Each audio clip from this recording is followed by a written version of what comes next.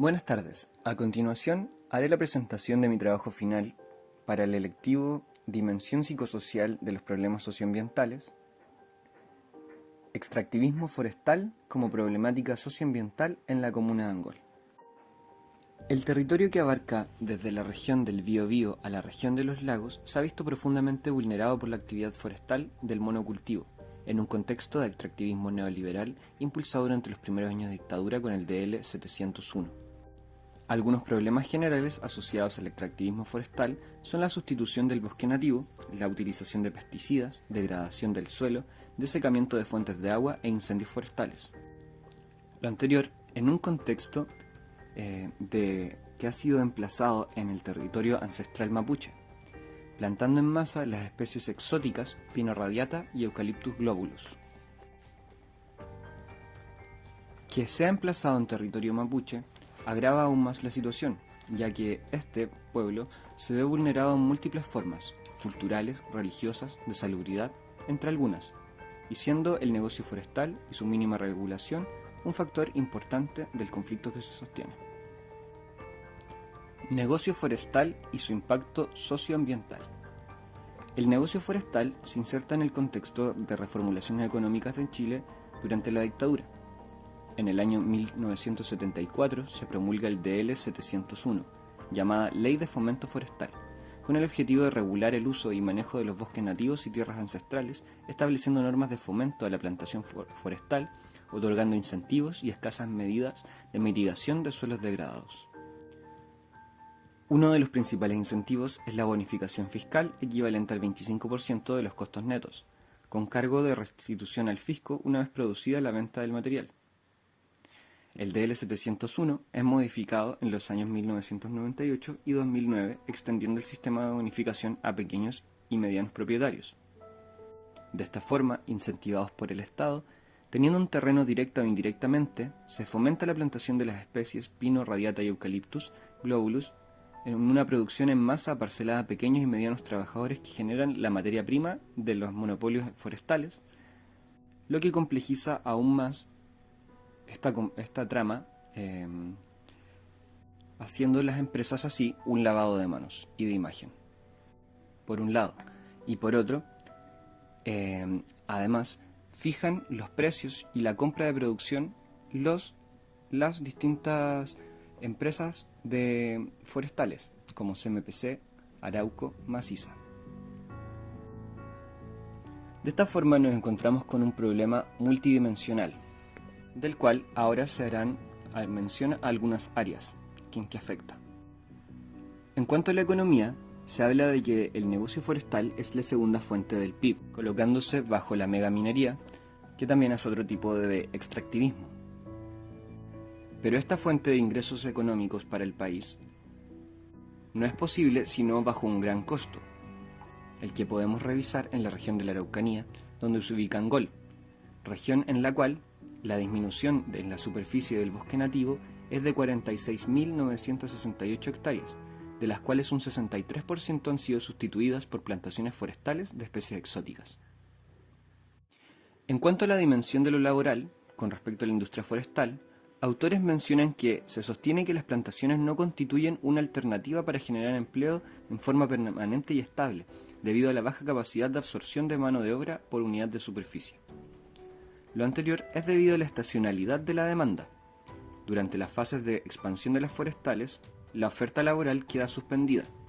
Y en cuanto a los trabajadores forestales de las distintas empresas, poseen una alta inestabilidad laboral, donde hay data de que el 42% de los trabajadores está adscrito a empresas subcontratistas. Otra área que es importante mencionar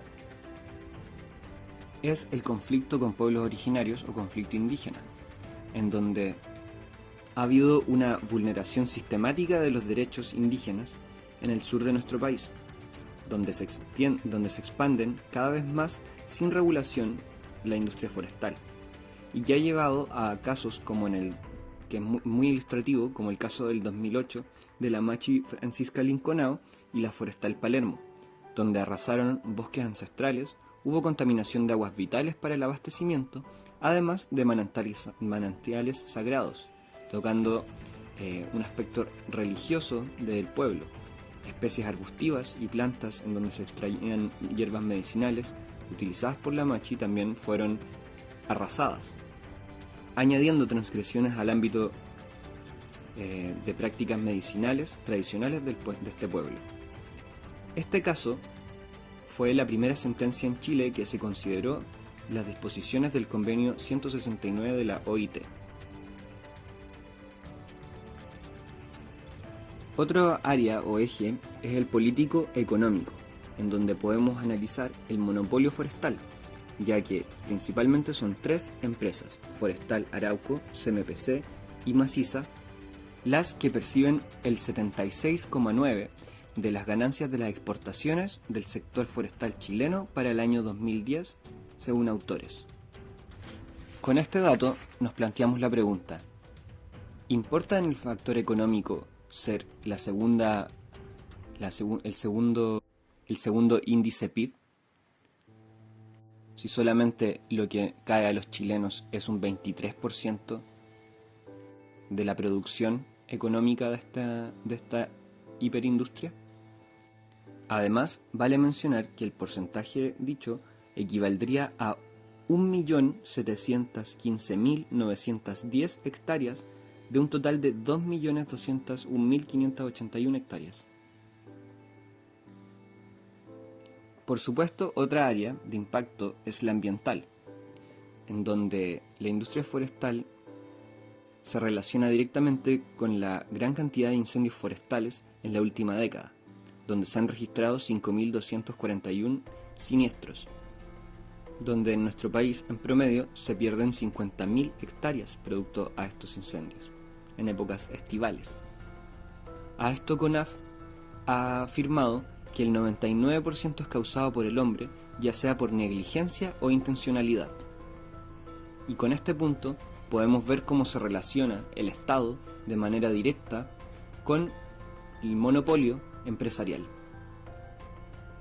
Además, hay otras áreas ambientales en donde se ve afectado nuestro país, nuestro territorio, como las que se mencionaban al principio: la sustitución de bosque nativo, por supuesto, la utilización de pesticidas con la degradación del suelo, el desecamiento de fuentes de agua, entre algunas.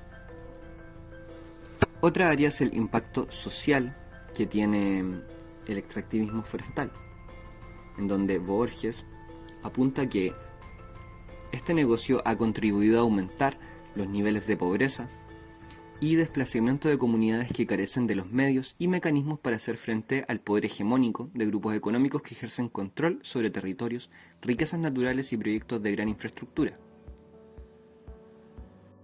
Exclusión de población rural campesina a través de múltiples vulneraciones de derechos humanos, de empobrecimiento de la población, contaminación de aguas, deterioro del medio ambiente en las zonas de desarrollo de los proyectos,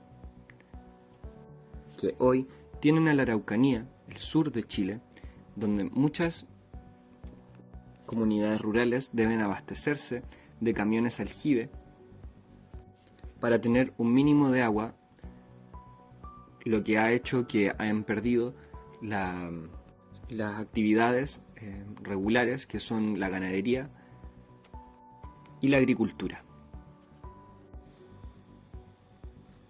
Extractivismo y neoextractivismo en Latinoamérica. El neoextractivismo globalizado es un modelo extractivo para acrecentar ingresos y consiste en la aceleración de los niveles de producción, aumentar la extracción de recursos naturales, entregando así permisos a empresas extranjeras y nacionales, las que poseen capacidad económica y tecnología para hacerlo. Este es un modelo global, ya que históricamente, desde la colonialidad, se ha visto cómo desde el imperialismo los países llamados de primer mundo dependen de los tercermundializados, siguiendo, por ejemplo, teorías como la de la dependencia. Latinoamérica ha sido afectada sistemáticamente por esto, en donde podemos encontrar algunas actividades como la megaminería, agronegocios, construcción de mega represas, explotación petrolera en países que circundan la Amazonía, entre algunos, siendo los conflictos de la minería y el petróleo los más repetidos por el continente. En este tema, se hace una distinción entre el extractivismo y el neoextractivismo. El primero es un tipo de extracción de recursos naturales en gran volumen o alta intensidad que están orientados esencialmente a ser exportados como materias primas sin procesar o con un procesamiento mínimo. Esta es la primera forma en tratar el concepto, pero hoy hay una reconceptualización acerca de este término, que es el neoextractivismo, el cual es una forma del capitalismo o del neoliberalismo que busca hacerse cargo de la pobreza mediante un rol más protagónico del Estado por medio de compensaciones y rectificaciones, validando de esta forma un gestor de tremendas desigualdades sociales. He ahí el factor que los distingue, el rol activo del Estado, la apropiación de los gobiernos de un discurso que favorece a lo económico y que dice prevenir los desastres medioambientales, pero que en lo fáctico genera una profundización tremenda de las desigualdades sociales y de la explotación de la tierra. Medios masivos de comunicación, discursos y conflictos socioambientales. Otra dimensión que se puede añadir al análisis de esta problemática es el manejo de la prensa al cubrir hechos de desastre socioambiental, de donde podremos indagar una interpretación de la construcción social acerca de estos fenómenos. En los medios masivos de comunicación, la televisión es un ente mediador que contextualiza los sucesos sociales a la ciudadanía, es decir, un rol social del trabajo periodístico en la entrega de información, un servicio público, el medio de comunicación de masas más transversal. En el estudio de Crisótomo y Rosique se aborda la cobertura informativa del mega incendio ocurrido en la región del Maule año 2017, concluyendo el análisis con una mayor cobertura de fuentes ciudadanas de la noticia, el detrimento de las fuentes oficiales, así como de expertos o documentos que permiten contextualizar lo que ocurrió en la catástrofe, pasando por alto la búsqueda profunda de las causas y las consecuencias, además de la escasa presencia del gobierno. Es así como traemos este análisis, pretendemos homologar la revisión de noticias acerca de incendios y problemáticas relacionadas a las forestales en el territorio de Angol, donde se centrará este estudio. Relevancia.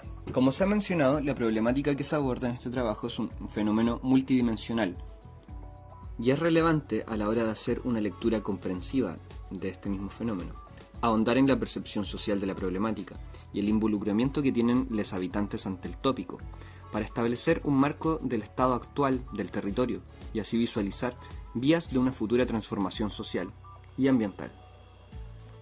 Objetivos. El objetivo principal es analizar las narrativas de la gente de la comuna de Angol con respecto a la problemática socioambiental. Objetivos específicos. Develar el papel de los medios masivos de comunicación en la construcción social de la problemática socioambiental. Comprender la problemática desde la visión de personas mapuche. Establecer similitudes, diferencias entre la visión de ciudadanos de Angol y gente mapuche. Estrategias metodológicas. En esta investigación se utiliza un enfoque metodológico interpretativo-cualitativo, situado en el paradigma interpretativo para producir datos. Al estar tratando con narrativas o discursos, tanto en diálogos como del contenido de los noticieros, se hace uso del método narrativo. En cuanto a las técnicas de producción de datos, se realizarán grupos focales con el propósito de describir cuáles son los significados que los diversos habitantes de Angol le atribuyen al conflicto socioambiental del monocultivo forestal que afecta a la región. Además de lo anterior, se hará una recopilación de 10 noticias de los últimos 5 años en relación a conflictos socioambientales derivados del extractivismo forestal, las que serán interpretadas a través de la técnica de análisis temático, la cual es la técnica que se utilizará para el análisis de datos.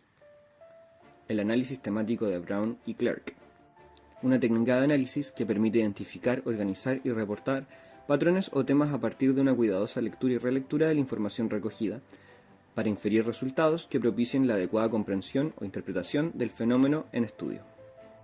Por último, en cuanto a los participantes, para favorecer la diversidad narrativa, se harán grupos focales conformados de 6 juntas de vecinos con un máximo de 5 integrantes por junta.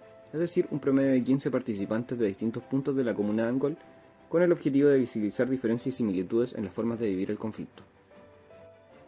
Consideraciones éticas. En cuanto a las consideraciones éticas que se utilizaron para esta investigación, o que se utilizarán, primero es una básica de resguardar la voluntariedad de participación, la cual es el consentimiento informado, el cual se leerá en la instancia de los grupos focales, serán firmados por los participantes y se resguardará el anonimato de los participantes usando seudónimos y modificar la información que pudiera hacerlos reconocibles en el caso que se presentase. Otro aspecto de consideración ética es la reflexividad, ya que esta investigación contará con un autorrelato. Este ejercicio de reflexividad permite conocer el papel del investigador durante el trabajo de campo e identificar sus alcances y limitaciones para controlar los posibles juicios o críticas que suscita el fenómeno o los sujetos participantes. Autorrelato. Para hablar de mi posición como investigador, primero partiré en definirme como un cuerpo masculino, lo que conlleva una carga en el patriarcado, estando en un espacio. Tengo privilegios de estudio universitario, muchas veces soy un poco técnico en mi lenguaje al hablar con los demás, asunto que debo tener en cuenta al tratar con las personas, ya que puede cargar la pesa de la simetría relacional. En cuanto al territorio donde realizaré la entrevista, si bien es el lugar donde yo crecí, no es donde he vivido los últimos 6 años, por lo que aún sintiéndome parte del territorio, puede que mi visión tenga sesgos acerca de vivir en el lugar. Siguiendo con el aspecto territorial, mi familia siempre ha sido del sector de Las Totoras, ubicado en la altura, medianamente cerca de los predios forestales, pero no pegado a ellos, como muchas familias y poblaciones en Angol que serían parte de grupos focales, quienes están todos los veranos amenazados por incendios ocasionales. Además, siguiendo con mi núcleo familiar, mi padrastro y madre son profesionales, por lo que tenemos cubiertas las necesidades básicas, y creo que eso diferencia el hecho de vivir en Angol, sobre todo en las temporadas de incendios, donde gran parte de la población trabaja de temporeros, además de la dimensión que configura varios aspectos sociales y económicos de la ciudad. Otra dimensión es la laboral, ya que ni yo ni mi familia trabajan en el rubro forestal. Y esto igual es un punto que genera una distancia a la realidad que es de estar inmerso en la cadena productiva de la industria extractivista, de la cual son parte varios ciudadanos de Angol, y que por supuesto dota a otra visión a su opinión. Por último, yo no soy mapuche, si bien siento un arraigo a la cultura y a la cosmovisión, no vivo en comunidad ni vivo la cultura día a día, por lo que desconozco el estar o el vivir el impacto multidimensional que trae consigo la explotación de la tierra.